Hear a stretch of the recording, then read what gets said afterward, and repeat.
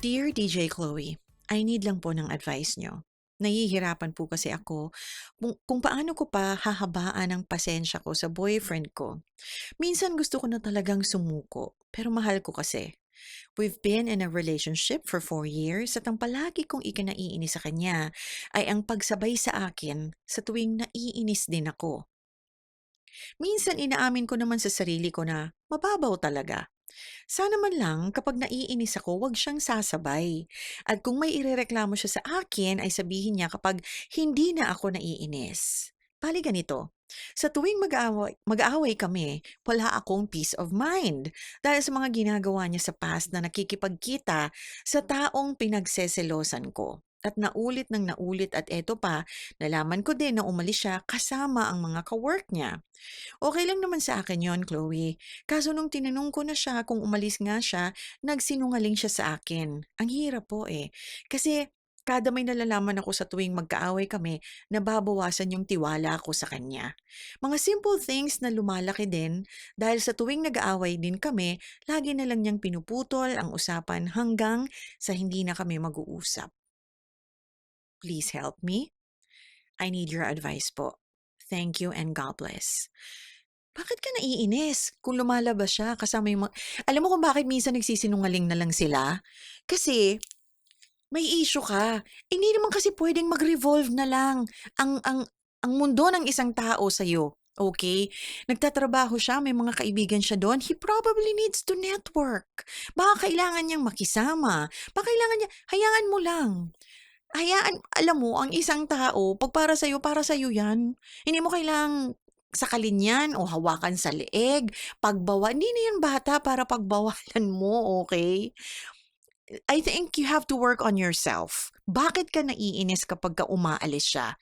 At alam mo 'yun, parang hindi mo puwede yatang siguro you can tell him na, "Puwede ba 'pag nagsisintir ako or nag-e-emote ako or nagta-tantrums ako, 'wag mo akong sabayan."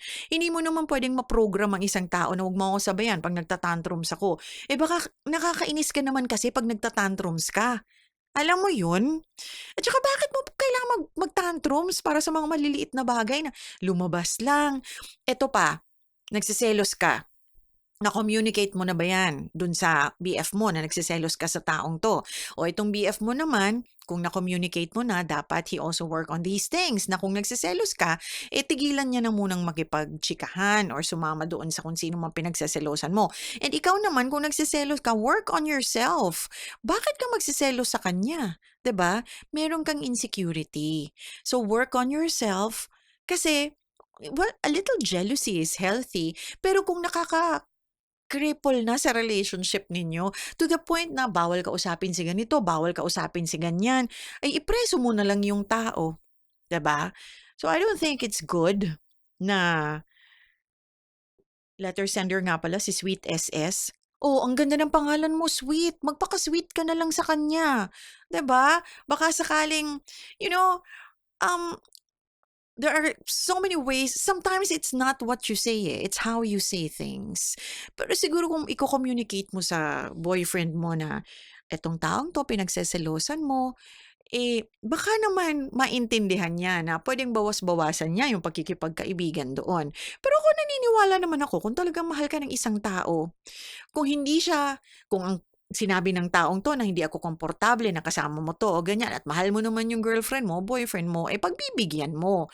Pero kung gusto mo naman all the time na lang parang kontrolin mo, iba yung pagiging controlling naman. Mahirap maging controlling sa isang relationship, okay? That's being toxic. You allow the person to grow. You allow the person to also, have be friends with people, to go out, para ikaw din ganun din, magtiwalaan kayo. At the end of the day, alam niyo kung ano dapat ang limitations niyo, okay? So, sweet SS, work on yourself. Kung bakit nagseselos ka sa taong 'to, try to ask yourself, bakit kaya? Baka naman you need to work something on yourself. Kung magpaalam sa'yo, sabihin mo si BF mo, okay lang naman kung lumabas ka kasama yung mga barkada mo, kasama yung mga kaopisina mo, basta magsabi lang sa'yo, 'di ba? At Para naman doon sa mga karelasyon, pag sinabi niyo kung nasan kayo at sino kasama niyo, make sure na nandun kayo at yun talaga ang kasama niyo. Kasi kailangan lang naman communication yan.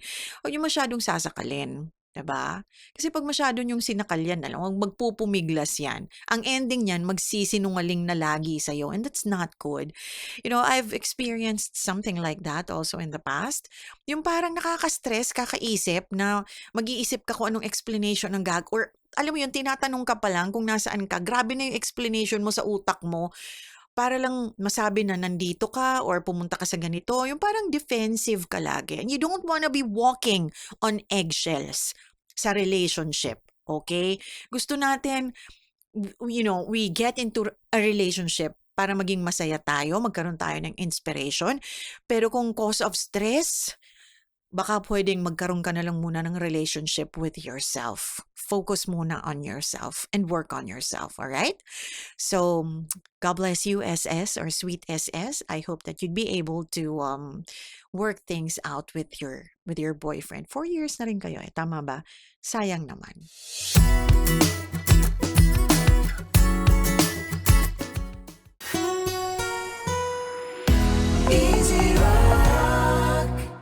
Hey, thanks for watching! For more exclusive videos and Artist interviews, You can check out our videos by clicking here.